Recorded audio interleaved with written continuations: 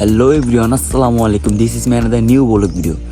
So guys, এই শীতের ভিতরে যদি খেজুরের রস না খাই তাহলে এই শীতকালটা যেন বৃথা।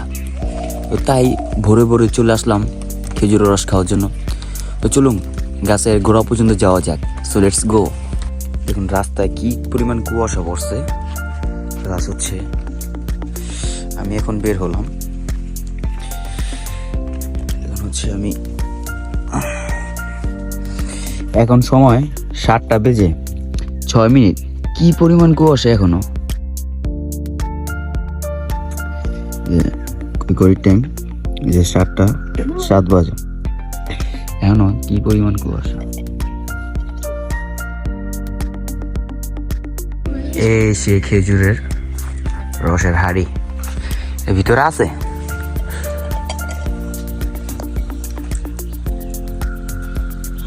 কিছুতে দেওয়া যায় না।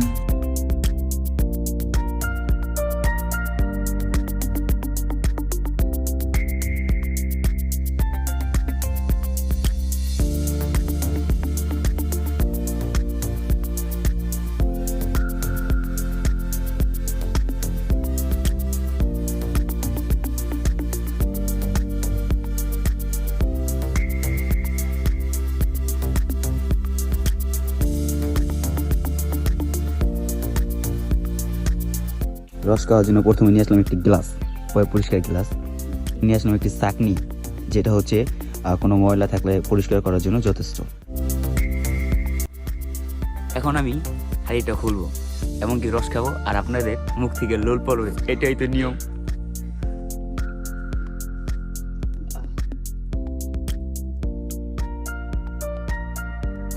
ওই গ্লাসটা দাম তো।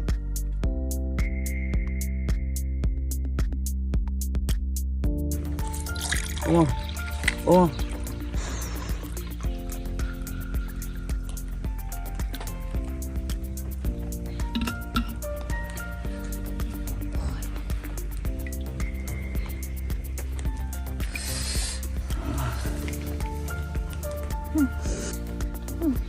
এই শীতের ভিতরে গাছের দিকে খেজুর রস নামে খাওয়ার স্বাদে আলাদা। বা এরা যদি ফিল লইতে চাও তাহলে তোমাদের হচ্ছে মাদারীপুর অথবা কোনো গ্রাম অঞ্চলে যাইতে হবে, তাইলে মনে করো ফিল লইতে পারবা। আর নয়তো ওই যে শহরে মনে করো তোমার চিনি মিশায় যে রস বানায় দেয় না, ওগুলো খাইবা, অরিজিনালটা পাইবা না, বুঝছো? সো গাইস, যেহেতু এখন রস খাওয়া শেষ, তো বাড়ির দিকে চলে যাবো। আর সব থেকে বড় কথা হইতেছে আজকে অনেক অতিরিক্ত কুয়াশা। এই কুয়াশার ভিতরে মনে করেন হাত পা পুরো ঠান্ডা হয়ে গেছে গা। প্লাস এখন যেহেতু একটা চক, এটা ক্ষেত, মূলত এই ক্ষেতের ভিতরে থাকতে পারতাছি না।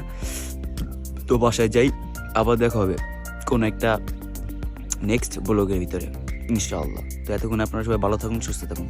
আল্লাহ হাফেজ।